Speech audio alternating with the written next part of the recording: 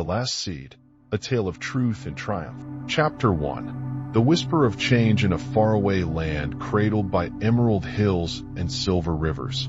There lay the ancient Kingdom of Solara. Known for its bountiful harvests and golden sunrises, the people of Solara were cheerful, diligent, and deeply respectful of their king, King Alarion, a wise and just ruler who had governed for over 5 decades. But time, like the ceaseless tide, spares not. King Alarion had grown old. His beard, once dark as a raven's wing, had turned to snowy white, and his steps were slower than the wind that rolled down the mountain valleys. The people of Solara began to wonder, who would rule after him? The king had no children. He had dedicated his life to his people, and now he faced the most important decision of his reign, choosing a successor. After many nights of pondering under the starlit sky, he came upon an idea so pure and true that it would test not strength, not beauty, nor wealth, but the character of the heart. Chapter 2. The unusual contest. One morning, messengers dressed in royal blue cloaks rode into every town, village, and hamlet across Solara. They carried scrolls sealed with the golden sun emblem, the royal crest. The proclamation read,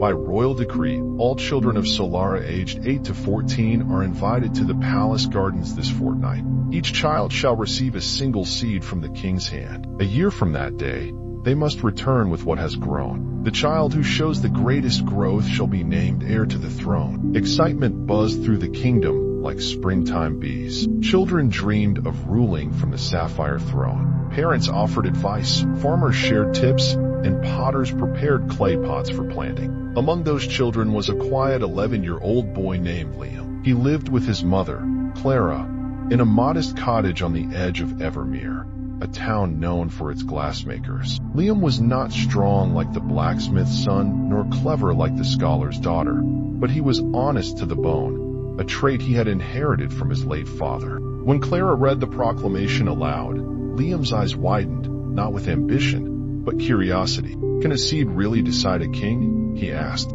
"Sometimes," Clara smiled, brushing his hair. "A seed reveals more than you know." Chapter 3. A single seed. The day of the gathering dawned bright and brisk. Hundreds of children stood in line within the palace's circular garden, each waiting to meet the king's hand. An old steward named Master Orin, dressed in robes the color of oak bark, Orin greeted each child and handed them a small velvet pouch. Inside was a single seed, dark, oval, and no bigger than a lentil. When Liam received his, he held it like a fragile jewel. "What kind of seed is it?" he asked. Master Orin chuckled. "Only time will tell." And with that, the contest began. Chapter 4. A year of silence. Liam planted his seed in a rich pot of loam and compost. He watered it daily, placed it by the sunlit window, and waited. Weeks passed. Nothing grew. Other children began boasting. Talia, the baker's daughter, claimed hers sprouted a sprig within days. Marcus, the miller's son, said his would grow into a mighty oak. Liam's pot remained barren. Clara encouraged him. Sometimes the best things take time. But the months rolled by, and not even a green shoot pierced the soil. Liam tried repotting it, used different soils, and even whispered encouragement to it at night. Still nothing. As the contest's anniversary approached, Clara asked gently, "Will you still go?" Liam hesitated. "What's the point? Everyone will laugh. Do you know what your seed taught you?" Liam shook his head. "It taught you patience, perseverance, and truth. That's more than most kings ever learn." Chapter 5. The return to the palace. On the appointed day, children returned in caravans, carrying plants of every size and shape, blossoms in bright hues, shrubs in hand-carved pots. Even miniature trees filled the palace courtyard. Liam walked alone, holding his plain, empty pot. As he entered the royal garden, the murmurs began. "He brought nothing. That's so embarrassing. Look at mine. It has petals the size of my hand." Liam kept his eyes down and found a quiet corner. When the king arrived, silence swept the crowd like a falling curtain. King Alarion, now draped in silver and blue, walked with a cane made of dragonwood. He examined each pot, listening as children proudly named the plants they had grown. Finally, he stood before Liam. "What do we have here?" the king asked kindly. Liam's voice trembled. "An empty pot," "Your Majesty, I planted the seed, cared for it every day, but nothing grew." The king studied him for a long moment. Then he turned and raised his hand. Chapter 6. The truth unveiled. The crowd hushed. "Children of Solara," the king said, his voice echoing through the courtyard.